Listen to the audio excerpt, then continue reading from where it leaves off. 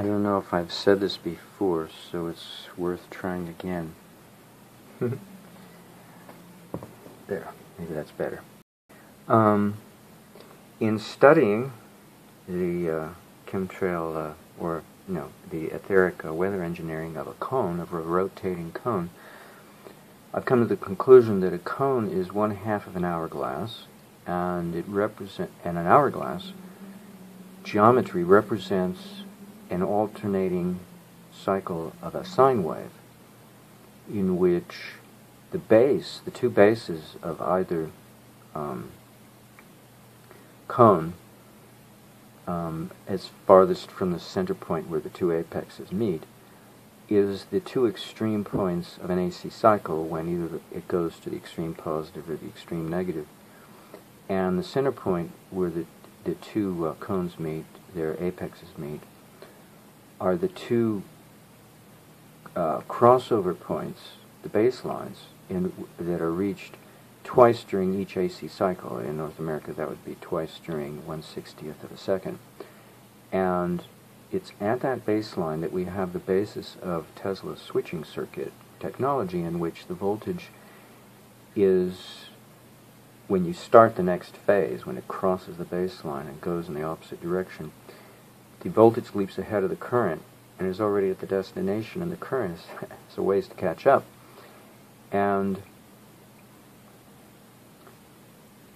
that's an opportunity for harnessing radiant energy, but it's not much, because it's only an instant in time. But if you can get a ghost effect, an echo effect of an AC cycle, mirroring the AC cycle in inverted fashion, so that the ghost image is the complete opposite, the complete inversion of the primary AC cycle, and they're in sync, what you've got is a self-oscillating circuit, self-resonant oscillating circuit, and now you've got the crossover point magnified to encompass the whole AC cycle, so that now radiant energy can flood the circuit in abundance, because it has the whole opportunity of the whole cycle to do so. And this, I think, is, in theory, the crux of what Tesla managed to do, one of the many things he managed to do, in harnessing radiant energy. Radiant energy is that energy that can be transmitted by a single wire with no return, which is not the same as our AC power grid, which does use the Earth as a return, even though it uses the so-called grid to send out the energy. Now, they do magnify their energy, because it's been discovered, for instance, as an example, the telegraph operators in the 1800s, if they powered their system using earth batteries, galvanic earth batteries. They were plates set in the earth with gravel in between the plates, and they were two different metals having two different valences. I think it was like zinc and iron or something. And if they had to power the system, the telegraph system, spacing out these earth batteries a certain distance, but they discovered if they spread the distance a certain minimum spread, like 150, 160 miles apart, I can't remember, along the telegraph wire line, that the system actually produced more energy that went back into the batteries than what actually was supposed to come out of the batteries, and it varied. It had a mind of its own. Sometimes they had to disconnect the batteries, and still the system had a tremendous amount of energy, and they couldn't send or receive. The telegraph operator couldn't touch his equipment, because he'd get a very powerful shock. So they may have been harnessing radiant energy as well, using a very simple method of their transmission wire was the pickup, the antenna, so to speak. But it had something to do with wavelengths and the cycles of the frequencies that the Earth generates and operates on, versus the wavelength, the waveguide length of the transmission wire of the telegraph line was tuning in to the quarter wavelength, in all likelihood, of whatever frequency the Earth was operating at. And so that became a pickup coil, although it wasn't a coil, a pickup wire, to magnify the energy of the system. Well, this is the idea behind creating a ghost image and creating self-resonant oscillation of an AC cycle, AC circuit, because as it is, the AC is split in half, two halves. Those are the two cones, represented by my two convex mirrors, one atop the blades and one below them. But when you create a ghost echo image that is an inverted image in sync with the primary image that you're generating,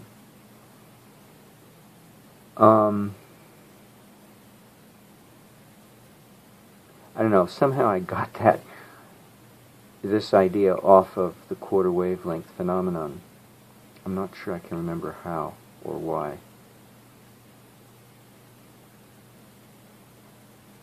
Yeah, it inspired it, let's put it that way. So there are ways of trying to conceptualize in simple terms what Tesla's method was without actually coming up with the why. Now, I don't profess to know the why. But just to try to conceptualize what the what is, what you're trying to do, to create an open doorway, so to speak, for radiant energy to flood the circuit. So, in my teensy little way, see, this is the way I rationalize that I'm doing what Tesla did. And so that I don't have to get fancy and complicated, because engineering, hydraulic, mechanical, or electrical, is way beyond my self-training. I certainly didn't get this training in school. I didn't pursue it. So, I feel very incapacitated, very incompetent to try to understand these engineering fields. Yet I've been trying to. And this is the best I can do, is simple analogs in simple everyday life that somebody like you or I could pursue to help cope with the conceptualization, because you have to do experiments to help you conceptualize what you're trying to understand. And this is the best I can do. It's a conceptual model of something that is actually far more complicated, but in actual practice. But in theory is actually very simple, as long as you're willing to take it on faith that that's what the conceptualization is, because that's as far as I can take my experimentation to help me model what I'm trying to understand, model in the real world.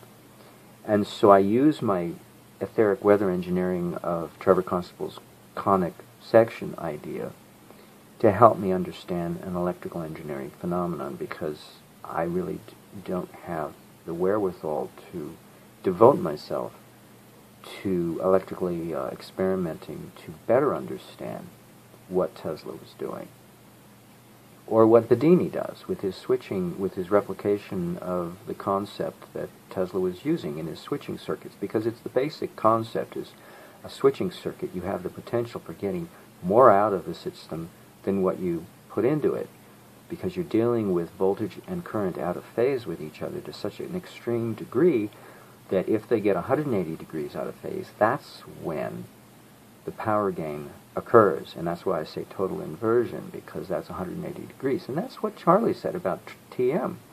The mind has to turn 180 degrees, not 179, in order to transcend. It has to turn within, because it's always pointed without, pointed in an outward direction towards the senses. But if it should turn 180 degrees around to point inwardly, it will transcend itself. But it has to be 180, not 179, not 179 and a half.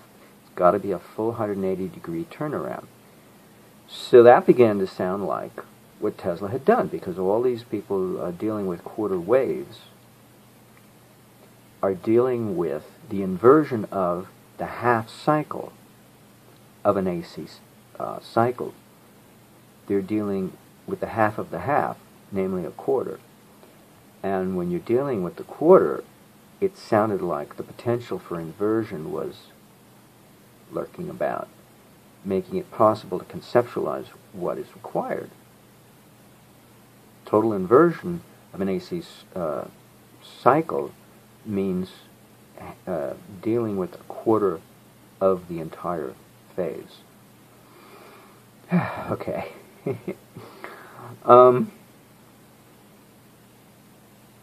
Maybe you had to do the rotation of the cones, because they're already inverted 180 degrees, one relative to the other, and the rotation would set them at 90 degrees. In alchemy, in astrology, the quadrature is considered the most powerful relationship. You know, not the 120 degree, not the 60 degree, but the 90 degree is considered the most powerful, and it's not usually favorable, but it's the most powerful. And when you sit people at a table, when you sit, if there's a square table, the best way to sit them down is at the corner, one on each leg of the corner, one of the four corners of the table, to stimulate conversation. Not opposite each other, not sitting next to each other, but straddling, the two of them straddling a single corner of that square or rectangular table. Oddly enough, in psychology, in social engineering, or whatever you want to call it.